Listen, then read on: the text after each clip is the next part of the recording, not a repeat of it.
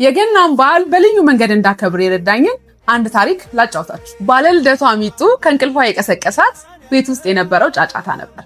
ከእንቅልፏ የቀሰቀሳትን ድምፅ ለማጣራት ወደ ሳሎን ስትሄድ የቀሰቀሳት ድምፅ የእሷን ልደት ለማክበር የተሰበሰቡ ሰዎች ድምፅ ነበር።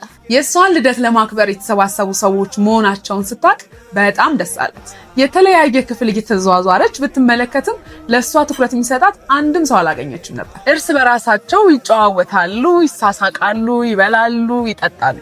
ሚጣም ለእሷ ትኩረት የሚሰጣት ሰው ባለማግኘቷ ከጓደኞቿ ጋር ልትጫወት ወጣች። ከሰዓታት በኋላ ኬክ የሚቆረስበት ሰዓት ደርሶ ሚጣ ስትፈለግ በቦታው የለች። በቤት ውስጥ ያልፈለጓት ቦታ የለም፣ ግን ልትገኝ አልቻለች። በስተመጨረሻም ሜዳ ላይ ከጓደኞቿ ጋር ስትጫወት አገኟት። ለምንድን ነው ልደትሽን ትተሽ የመጣሽው? የት እንደፈለግንሽ በማለት ሚጣን ተቆጧት። ሚጣም በቤት ውስጥ በነበርኩ ጊዜ ማንም ሰው ትኩረት አልሰጠኝም፣ ለራሳችሁ ስትበሉ፣ ስትጠጡ፣ ስትጫወቱ ነበር በማለት መለሰች። ለሚጣም መልስ የሰጠ አንድም ሰው አልነበረም።